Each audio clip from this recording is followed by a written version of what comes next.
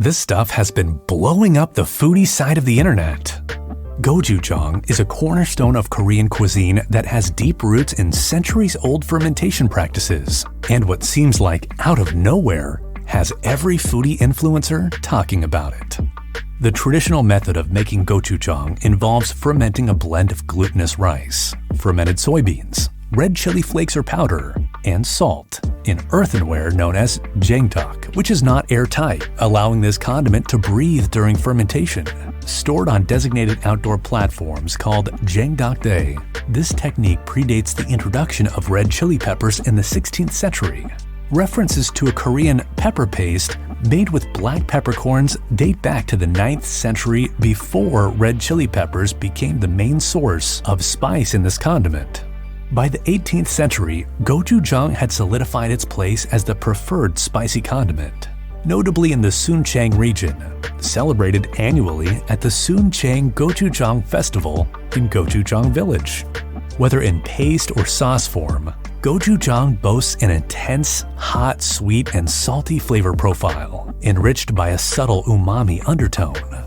Every brand is going to have variations of these flavor intensities, but one of the most notable is Cheongavision Taengcho Sunchang Gochujang. It's the perfect balance between sweetness, spiciness, and that rich umami quality. It's been reported that 1/5 of South Koreans carry a tube or jar of gochujang when traveling abroad. If that's not a testament to how amazing this stuff is, then we don't know what is. If you've ever made a Korean dish or two at home, you might find yourself with a jar of gochujang and wonder, what else can I make with this stuff? Well, here's a way to marry the old world with the new world through desserts. This is such an easy way to use a unique condiment while also impressing your guests. Heck, it might even impress you. Gochujang Caramel Cookies. It starts by making a very simple cinnamon cookie dough, then the addition of a caramel consisting of butter, brown sugar, and gochujang paste swirled into it. Not only is this sweet and spicy, but you have the depth of umami richness from the gochujang paste. We've dropped a link to the recipe in the description below. Now, you still might be asking yourself, what else besides these trendy cookies can I use gochujang for?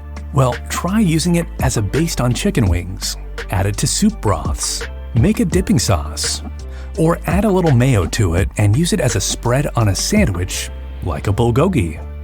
So the next time you're out at the Asian market or in a trendy grocery store, grab some of this stuff, because now you've got ideas to make a whole gochujang buffet of foods. Thanks for watching. If you've got a condiment you think we should dive into, drop a comment below. Till next time, my friends, stay saucy.